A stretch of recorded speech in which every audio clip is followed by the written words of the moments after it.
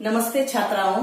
तो कल हमने जरा प्यार से बोलना सीख लीजिए रमेश दत्त शर्मा लिखित कविता की कुछ पंक्तियों का अर्थ जान लिया था। तो इसका पुनरावर्तन थोड़ा सा करते हैं। तो हमने कल देखा था कि हमारी वाणी कैसी होनी चाहिए, मीठी होनी चाहिए, हमें मधुर भाषी बनना है और हमें उचित समय पर सलाह मशवरा देना है। कभी हमें समय आया तो उस पर वहाँ पर सलाह मशवरा देना है और ओट सीकर नहीं बैठना है। किसी पर अगर अन्याय होता है, अत्याचार होता है तो वहाँ पर हमें बातें करना चाहिए। और यहाँ पर कवि ने और भी बताया था कि एक दूसरे को हमें दुख नहीं पहुँचाना चाहिए। तो चलो जो आगे की पंक्तियां हैं उसका अर्थ हम जान लेते हैं। पटाखे की तरह फटने से पहले रोशनी के रंग घोलना सीख लीजिए। कटु वचन तो सदा बोते हैं कांटे, मीठी बोली के गुल रोपना सीख लीजिए। बात बेबात कोई चुभने लगे तो बदल कर उसे मोड़ना सीख लीजिए। ये किसने कहा होंठ सीकर के बैठो, जरूरत पे मुंह खोलना सीख लीजिए। तो यहाँ पर छात्राओं कवि ने हमें बताया है कि किसी भी परिस्थिति में हम एक दूसरे से क्रोध से बातें नहीं करना चाहिए, क्योंकि जब हम किसी के साथ क्रोध से बातें करते हैं तो सामने वाला आदमी भी हमारे साथ क्रोध से ही बातें करता है और क्रोध की प्रतिक्रिया में हमें क्रोध ही मिलता है। और जो बात बन जाती है वह बनने वाली बात क्रोध के हमारे क्रोध भरे बातों से बिगड़ जाती है। इसीलिए जीवन में हमें यह कभी नहीं भूलना चाहिए कि कड़वी बोली से हमेशा बातें बिगड़ती है। इसीलिए किसी के साथ कड़वी बोली या क्रोध से बातें करना ये उचित नहीं है।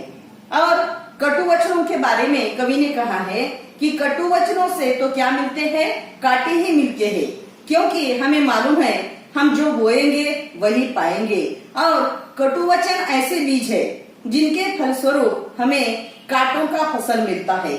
इसीलिए जीवन में कटु वचनों का त्याग करो और ऐसी बोली बोलो जो सामने वाला आदमी है वह तुम्हें चाहने लगेगा। उसे मिठास भरी बातें बोलो और वह भी तुम्हारे साथ मिठास भरी बातें करेगा। इसीलिए मीठी बोली के जो पौधे हैं वह लगाओ और वहाँ पर मीठे फल फूल तुम पा सकते हो।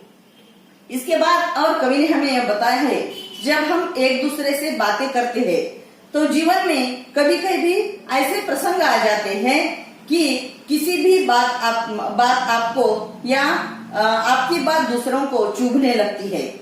तो ऐसे समय हमें एक होशियारी करना चाहिए कि उस बात को मोड़ना चाहिए, लेकिन कैसे, बड़े प्यार से मोड़ना चाहिए। और वहां पर क्या होता है, इससे हमारे मन में, एक दूसरे के मन में जो कटुता आने लगती है वह कटुता दूर हो जाती है।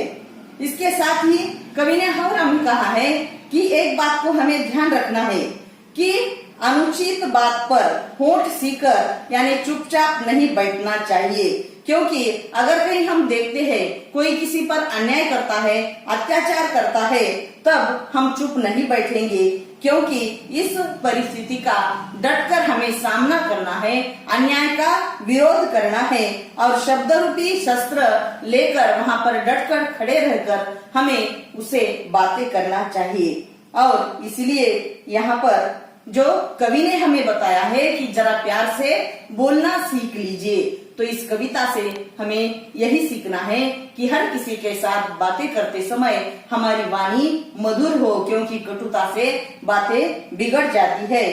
तो छात्राओं, यहाँ पर रमेश दत्त शर्मा लिखित जरा प्यार से बोलना सीख लीजिए ये कविता समाप्त होती है। और इस कविता के नीचे जो कृतियां दी है वह कृतियां कल आपको लिखकर लाना है।